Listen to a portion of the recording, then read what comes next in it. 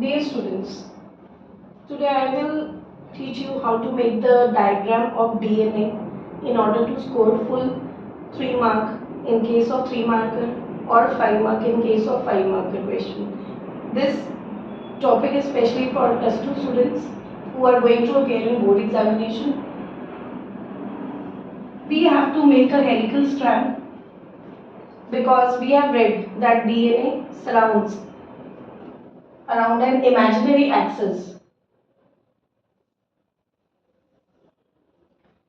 We have to take care that one turn should form a small loop and second one should form a bigger loop comparatively. So alternatively we have to make it like this: smaller, bigger and so on.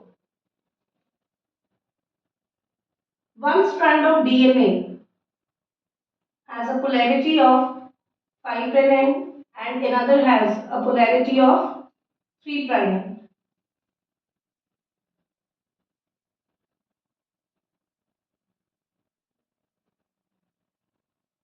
So this is DNA strand. If one has polarity of 3', it is going to end at 5' end, whereas another with polarity 5' is going to end at 3' end. This DNA forms major groove and minor groove. Here is the area where we see this part. It is wider. This is known as major groove. This area is less here. This is known as minor groove. Now students, in DNA we study that DNA is a helical structure which surrounds around an imaginary axis. One turn per helix. Let us see that one turn. This is going to end here. So this particular part from here till here, this is known as one turn per helix. One turn per helix has a length of 3.4 nanometer or 34 angstroms. Now, one turn per helix is also known as one pitch. So, one turn per helix is going to accommodate total 10 nitrogenous bases. If these are the nitrogenous bases: adenosine, thymine, guanosine, cytosine. Here also 5 more will be accommodated: guanine, thymine, adenine, cytosine, guanine. Randomly I am taking any nitrogenous bases. There is no specific sequence here. But the thing is this, that one turn per helix is going to accommodate total of the 10 nitrogenous bases. As per the Chagaff's rule, nitrogenous bases are fixed.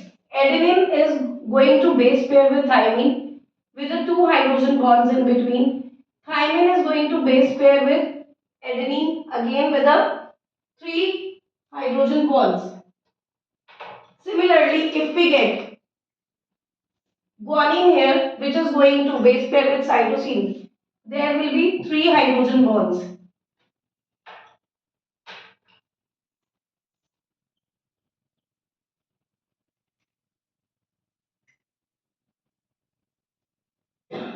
The guanine and cytosine always have 3 hydrogen bonds in between, whereas adenine and thymine, they have 2 hydrogen bonds in between, like this. Then students, apart from this, one more thing which we see in the DNA structure is the diameter. The diameter of DNA is 20 angstrom. DNA always ends with sugar and phosphate background. So nitrogenous base binds with sugar due to glycosidic bond, and sugar molecules bind with phosphate group. Together they form nucleotides.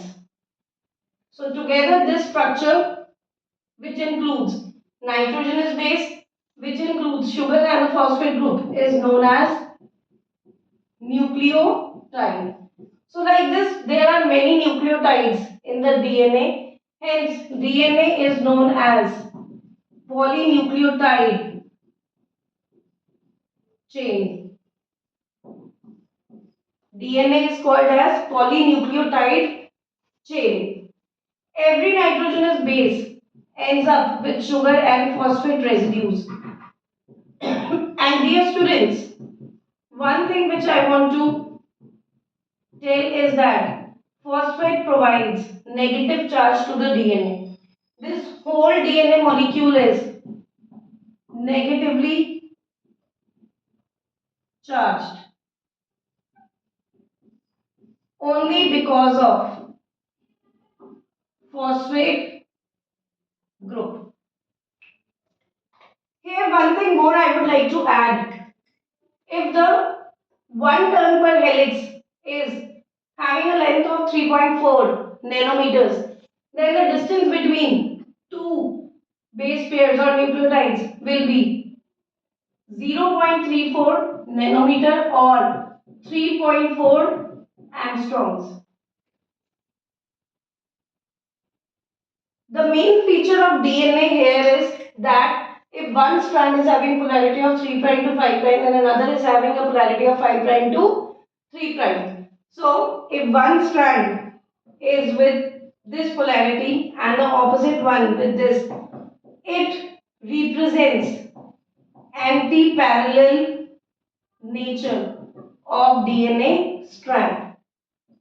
Second thing, according to Chargaff's rule, if adenine is there, it is going to bind with thymine and thymine is going to bind with adenine. Similarly, guanine will bind with cytosine and cytosine will bind with guanine.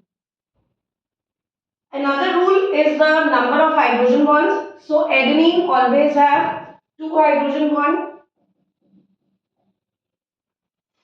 It may be AT or TA base pairs, and if it is GC or CG base pairs, then there will be three hydrogen bonds. This whole DNA is stabilized by three bonds. There are three bonds which we see in the DNA. One is hydrogen bond. Second is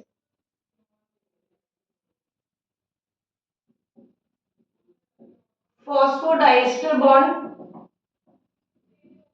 And the third one is glycosidic bond. Hydrogen bond is always seen in between the base pairs. Phosphodiester bond is seen between adjacent base pairs. This is adjacent nucleotides. This is one nucleotide, this is second. Here in between them is the phosphodiester bond. And between sugar and phosphate residues, there is a glycosidic bond. So this is the overall structure of the DNA molecule, deoxyribonucleic acid, which is our genetic material. Hope you understand this, and if this question comes in your board examination, be prepared that everything here should be included. Thank you so much.